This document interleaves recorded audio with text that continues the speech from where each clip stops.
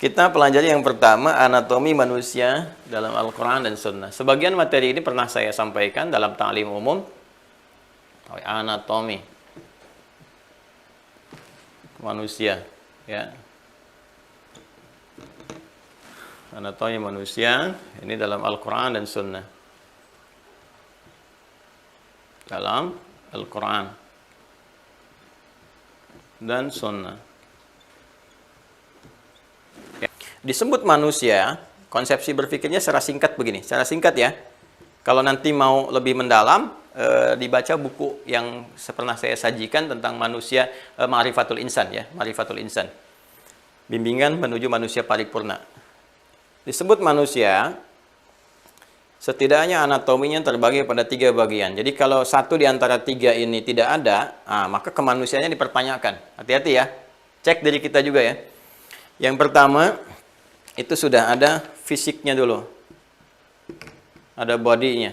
Ini ada tubuhnya. Ini nanti yang di dunia kedokteran atau di kesehatan, ini ada anatomi tubuh. Ya, saya pun dulu belajar biologi ada anatomi tubuh kan. Terus ada skeleton, ada kerangka gitu kan yang kita pelajari dan sebagainya. Nah, ini ada fisiknya yang pertama.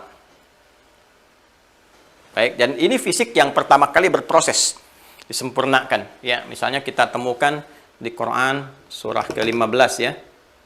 Al-Hijr misalnya di ayat ke-28. Sudah?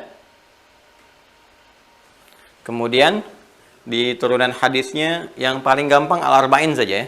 Al-Arba'in kan ini mudah diakses ya, yang karya Al-Imam An-Nawawi. Hadis yang keempat ya. Hadis yang keempat, riwayatnya dari sahabat Abdullah bin Mas'ud. Abdullah bin Mas'ud radhiyallahu ta'ala anhu. Ya.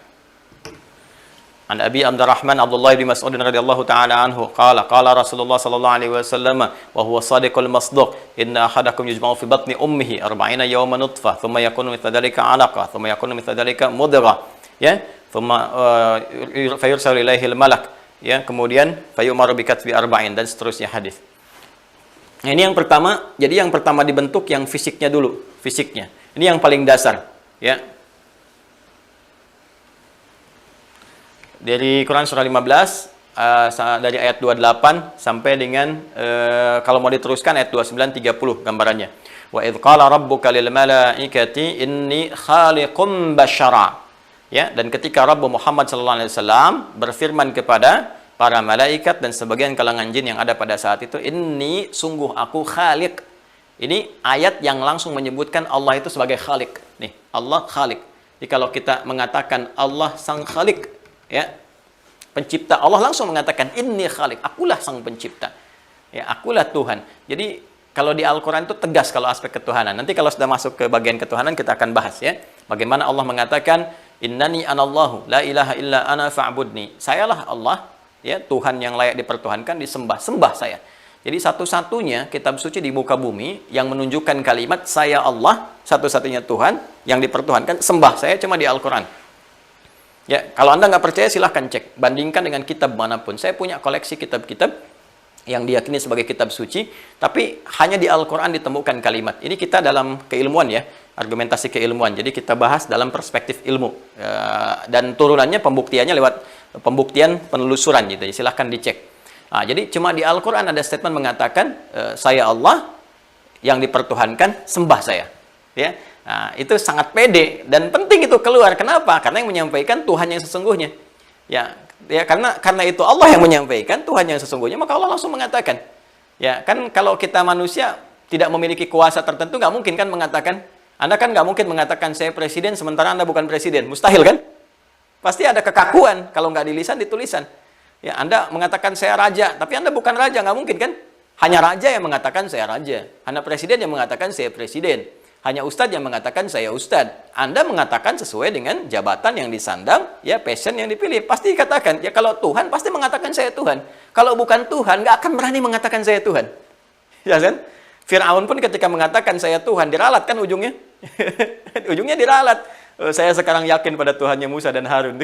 Jadi dia pun meralat sendiri gitu. Jadi ini sangat menarik teman-teman sekalian. Nah ini Allah menyebut secara langsung dengan sangat pede luar biasa. Dan memang itu adalah hak Allah sesuai dengan sifat dan keagungannya. Saya khalik.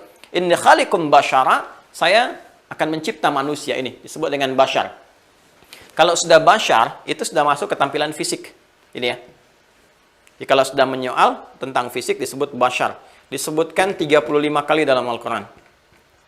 Ya, secara tunggal. Nanti ada basyara ini sekali dalam Al-Quran. Jadi kalau sudah menyebut aspek fisik, ya, yang terkait dengan misalnya penampakan kulit. Kulit itu juga dari bahasa Arab itu disebut dengan basyarah. Ya, yang kulitnya halus. Halus, diraba halus, enak dipandang. Jadi untuk membedakan dengan makhluk lainnya. Ya, kalau binatang kan kulitnya beda. Ya, silakan cek kalau nggak percaya. Anda keragunan kalau sudah buka nggak ada PPKM, silakan cek. Bedakan antara kulit Anda misalnya dengan kera. Bisa kelihatan bedanya kan dengan singa gitu kan, beda. Nah, manusia disebut basyar karena tampilan fisiknya, kulitnya itu bagus, halus, baik, beda dengan makhluk lainnya. Termasuk dengan tumbuhan. Kulit pohon kan beda dengan manusia ya. Nah, ini fisikal. Termasuk nanti ada fungsi tubuhnya yang terkait dengan nafsu, yang butuh makan, butuh minum dan sebagainya. Ini basyar namanya. Ya, basyar. Jadi kalau sudah disebutkan basyar, ini sudah masuk aspek fisik. Ya, bahkan nanti detil. Detil sekali di surah Al-Hajj ayat yang kelima perkembangan fisik ini disebutkan. Quran surah ke-22 Al-Hajj ayat yang kelima disebutkan. Ya, di surah Al-Mu'minun setelah menerangkan tentang surga ya sampai dari 1 sampai dengan ke-9 itu surah sampai dengan ke-11 bahkan ya terkait dengan surga Firdaus yang kemarin sudah kita sampaikan. Nah, itu setelahnya disampaikan tentang manusia. Bagaimana kemudian berproses di dalam rahim yang kokoh, prosesnya bagaimana, detailnya disampaikan dalam hadis, setiap perkembangannya. Jadi kalau sekarang ada USG, ya, yang profesinya bidan dan sebagainya, atau dokter kandungan, SPOG, itu ayatnya ada dalam Al-Quran, ada banyak. 15 abad yang lalu Allah menerangkan perkembangannya. Sekarang baru kita temukan lewat pengecekan misalnya USG dan sebagainya. Ya, baru kita lihat nih, oh ini begini, di Quran sudah ada. Jadi satu-satunya riset ilmiah yang sekarang terbukti tentang segala yang terkandung dalam janin, keterangan satu-satunya terdapatnya dalam Al-Quran. Bagaimana seorang Nabi Muhammad yang mohon maaf ya, berasal dari satu padang pasir, peradaban belum muncul, informasi terbatas, bisa menyampaikan ini semua yang risetnya 15 abad kemudian baru terbuktikan. Kalau bukan keterangan Sang Khalik pencipta kita mustahil. Ya, yang kedua, teman-teman sekalian, setelah itu ada roh sebagai sumber kehidupan. Roh. Ya, roh sebagai sumber kehidupan. Makanya di ayatnya juga ayat yang sama, kalau kita teruskan, nanti secara fisik nanti kita bahas lebih dalam kalau yang dalil-dalilnya. Nanti turun surat At-Tin misalnya, laqad khalaqnal insana fi ahsani taqwim dan sebagainya. Nah, yang penting tahu dulu manusia mesti ada fisik. Kedua, roh. Roh, ayatnya sama, fa idza sawaituhu wa nafakhtu fihi min ruhi faqa'u lahu sajidin. Kan? Maka ketika disempurnakan fisik ini, setelah sempurna, bertahap, berjalan kesempurnaan, usia 4 bulan ditiupkan roh. Di roh. Roh ini usia 4 bulan kandungan. Dalam kandungan. Ya, berkembang, usia 4 bulan, roh ditiupkan. Ya. Fayursalu ilaihil malak fayanfukhu fihi roh. Maka diutus seorang malaikat meniupkan roh dengan izin Allah Subhanahu wa taala. Wa yu'maru bi katbi arba'in, dan diperintahkan untuk menuliskan 4 hal sebagai bawaan dalam hidupnya. Jadi ini roh sudah masuk dalam usia kandungan 4 bulan. Jadi kalau ada yang sedang mengandung, sudah usia 4 bulan masuk, nah itu rohnya sudah ada dalam janin dimaksud ya. Maka nanti ada fikih atau bimbingan-bimbingan tertentu bagi para bumil, ibu-ibu yang tengah hamil. Jadi nanti usia 4 bulan ini mesti hati-hati. Ya, biasanya kan suka lupa tuh trimester pertama dijaga itu baru jagaan secara fisik, menjaga fisik. Tapi penjagaan sesungguhnya setelah masuk 4 bulan karena rohnya sudah masuk. Awas ya. Nah, ini roh yang menjadi sumber kehidupan. Jadi nggak mungkin saya bisa berkata, ya, bertutur, bergerak ini kalau nggak ada roh. Jadi harus ada fisik, ada roh. Yang ketiga secara cepat akal. Ya, akal. Jadi manusia itu mesti punya fisik sumber kehidupan, roh, fisik sumber pergerakan, ya, roh sumber kehidupan, dan akal ya untuk kontrol pergerakan itu. Ya, bagaimana akal dengan pengetahuan nanti meneruskan bimbingan dari roh. Kata roh, kamu bergerak begini, dicerna oleh akal. Ya, akal mengikat itu semua, karena disebut akal untuk mengikat. Mengikat antara hubungan roh dengan fisik. Ya, jadi apa yang disampaikan oleh roh, nanti sebelum dieksekusi oleh fisik, itu nanti diikat dulu oleh akal. Akal kita akan mencerna. Ya, diperintahkan dari roh nanti. Nanti ada, dari roh itu ada sumber takwa, yang memerintahkan kebaikan. Sepersekian detik tuh, Masya Allah, begitu sempurnanya Allah menciptakan. Sepersekian detik, ya kata roh sampaikan untuk disampaikan. Nanti dicerna oleh akal, diikat, disampaikan lewat lisan. Ditatap oleh pandangan, bergerak kaki dan sebagainya. Nah itu nanti ada akal untuk pengikat.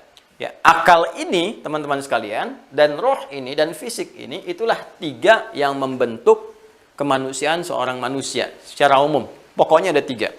Kalau hilang salah satu, maka kemanusiaannya juga terhenti. Ya, misal, ini fisik ada, roh ada, akal nggak ada, jadi hewan. Paham ya? Jadi hewan. Hewan kan nggak berakal. Jadi kalau Anda menuntut hewan berpikir, itu keterlaluan. Ya, ada ayam misalnya Anda sudah nyapu, ayam buang kotoran, Anda marahin tuh, dasar ayam, mikir tahu, tadi kan baru saya bersihkan, itu Anda yang nggak berpikir. Karena ayam kan nggak mikir gitu. Ya, jadi jangan marah-marah sama hewan, nggak ada kerjaan. Ya, nggak ada kerjaan, karena hewan nggak berpikir. Ya, nah kemudian juga kalau ada fisik nih, ada akal, tapi rohnya nggak ada. Nah, ini namanya jasad sudah terhenti. Ya, sudah meninggal. Roh nggak ada tuh udah meninggal. Ya, kalau roh dicabut, ini fisiknya ada gitu kan. Kemudian juga ini masih bersemayam, walaupun tidak berfungsi kan, bersemayam dalam dirinya karena nggak ada rohnya. Jadi ini nggak hidup, ini meninggal. Karena unsur kehidupan dicabut, dia meninggal. Jelas ya? Nah, kalau rohnya ada, akalnya ada, fisiknya nggak ada. Nah, ini gentayangan. Mustahil ini. Ya, ini mustahil nih. Ya, kuntilanak, pocong, genderuwo, macam-macam dan sebagainya, itu istilah-istilah manusia gitu ya. Nah, ini nggak ada. Jadi kalau sudah fisiknya nggak ada, ini juga nggak ada kehidupan, gitu kan? Maksudnya nggak bisa bergeraknya seperti apa nih? Ya, karena itu mohon izin, manusia disebut manusia dengan sifat basyariahnya, kebasyarannya, mesti ada fisik, roh dan akal. Apa kaitannya dengan agama?